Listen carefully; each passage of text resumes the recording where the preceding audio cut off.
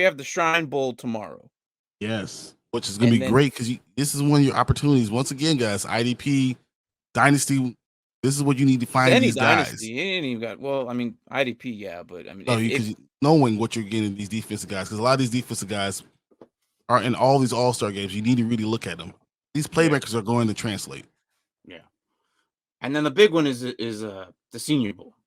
Yeah. So those are those are like just above middle tier round guys, like second round or third rounder guys, because a lot of the first rounders don't go to the Senior Bowl just because they already know. So last year I watched Shrine Bowl, and this is where Jelani Woods actually stood out to me last year, and he actually did really well.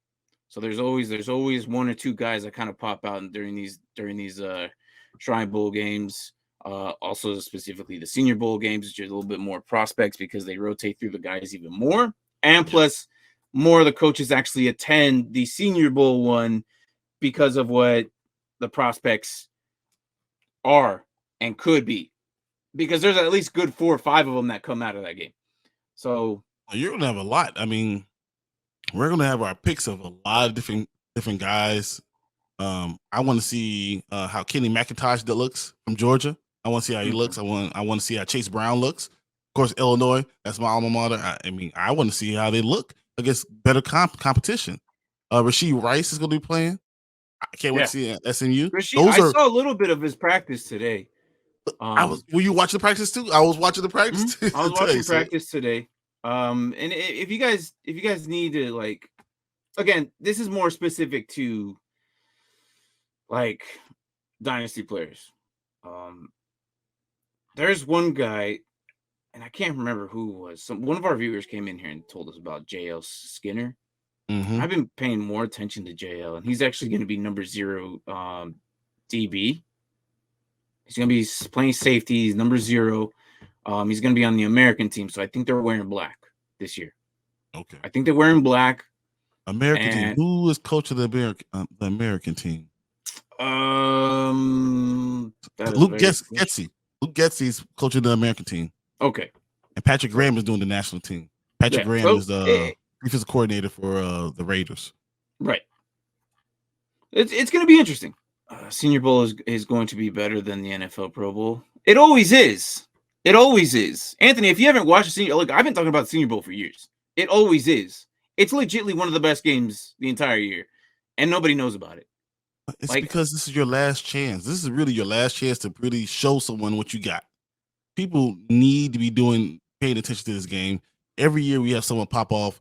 Every year you see a new edge rusher that you didn't know that this guy's special. And then all of a sudden he gets to the league and you're like, oh, wow, he really is good. But we saw in the Senior Bowl.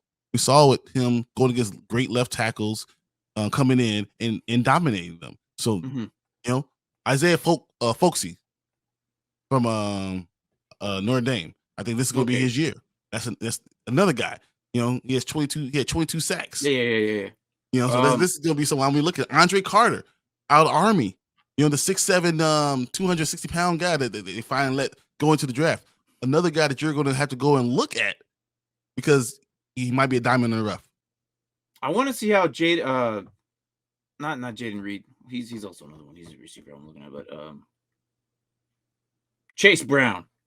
Yeah, that's Chase. I'm telling you, Chase Brown. He could be a second round pick.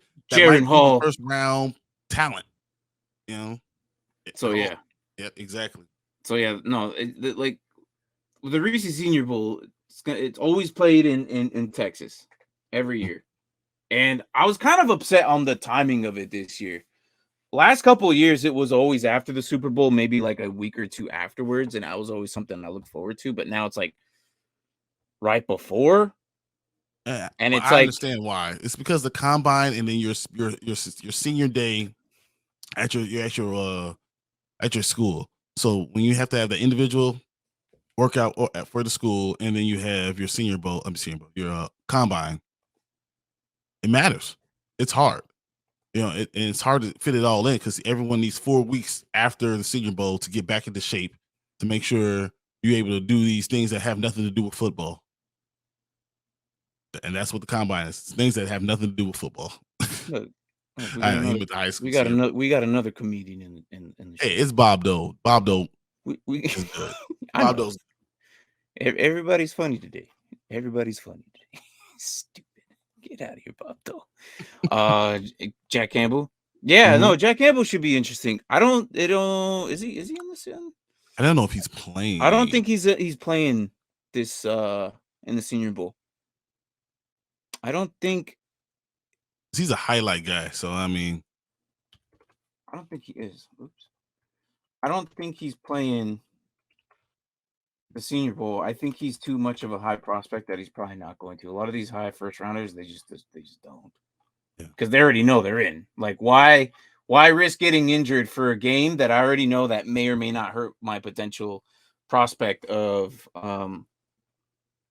playing? But Jack Campbell, wherever he goes, he's going to be a good linebacker. But no, I don't think he's playing this game. 2 former Hawkeyes participated in Senior Bowl. Jack Campbell and tight end Sam Laporta. They're both going to play in the Senior Bowl. I didn't think Jack Campbell would have to do that. But, that's awesome. Sam Laporta. I'm glad we talked about Sam Laporta. He's going to play in the Senior Bowl too. Yeah. So is who's the other tight end we were talking about?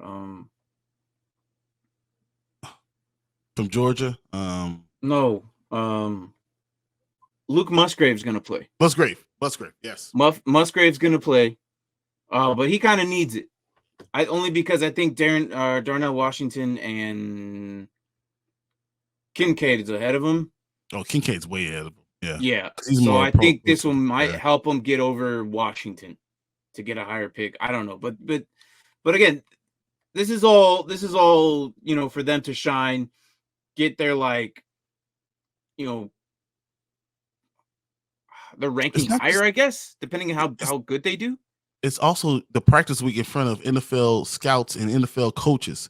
So if you know the Bears are going to have 12 picks and they might have someone in the 7th round, they might pick a flyer on you just because how you practice.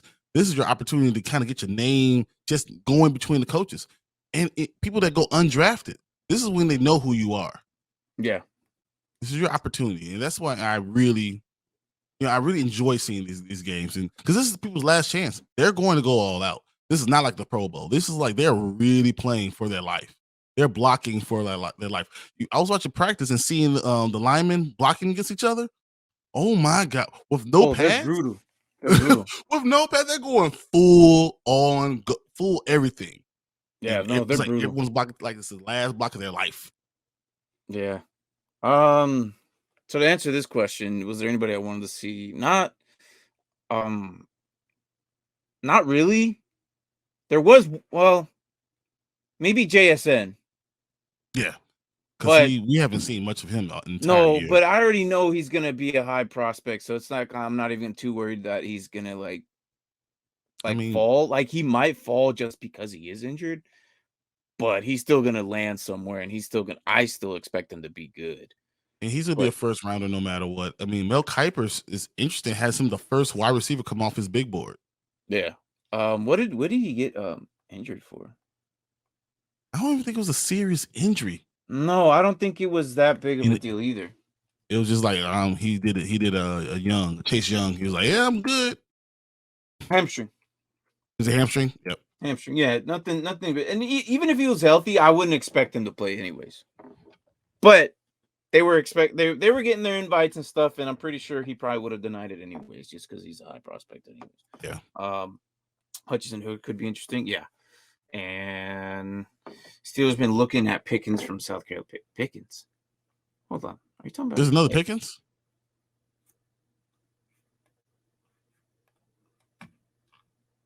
I thought I was pretty good with this one. I'm not sure.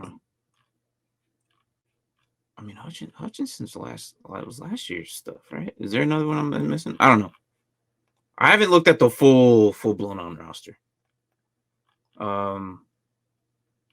But yeah, no, I'm just looking at what I presumably would suspect that some of these running backs that might come out. Like I really want to see Skinner for sure. Yep. I think he might be converted to a linebacker. That dude is huge. He's too damn big, and look, there's like eventually we're going to talk about rookies as we get along, as we get closer to the draft, because we're going to talk about dynasty leagues where players you could probably pick up, and also IDP. And I'm thinking, oh, the other one was Hamilton. Hamilton might be one of those guys you want to pick up from the Ravens because he didn't really get a lot of playing time either. Yep. And even though he was high ranked when coming into the draft, and people probably gave up on him because they're tired of seeing him not play. I mean, a smart manager, if they have it, they probably should have put him in the taxi squad and just left him there. Nakobe Dean is probably one of those guys too. But you know, again, we'll talk about that later. Brian Young from Tennessee. So I'm not sure because honestly, I'm looking at the cornerbacks. That's why I'm really cornerbacks and defensive linemen are the ones I'm looking at more than anything. Yeah, well, Brian Young is a lineman. I'm just trying to see where he's his draft prospects. Yeah. I thought it was Byron Young. So I thought his name was Byron. No, it's Brian. It's I think it's spelled just like the way you spell it. It's Byron. It's Byron. It's Byron Young. Because he's the edge rusher. Yeah, he's the edge rusher guy. I know he's a lineman for. No, you're right. You're right. I don't know. Like all this is gonna happen Saturday. Yeah. And like I said, you like if the best thing to do is sometimes when I watch it, again, depending on how much of a dynasty, like how much involved are you in your dynasty leagues, and if you actually do IDP. So again, like I'm usually sometimes I'll have like the roster on a different screen or something. I'll watch it separately and I'll just go from there. And then I'll kind of like annotate certain notes. And then of course we have to, because we're going to come on the show. And we did that. One of our very first episodes, which when we first started, was actually the Senior Bowl. But that one's no longer available because he got hurt, and then big opportunity and did very well. Yeah. No, again, once again, he's a defensive tackle. He's going to go. He's like fourth rounder. The fourth rounder.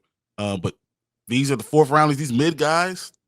This is really is going to determine, because GMs that are worth their salt are not looking at the combine. They're looking at your tape, and this is the tape that you're going to put against good competition and show when you can see the same guys on the field at the same time. So like I was talking about from Notre Dame, Isaiah Foskey.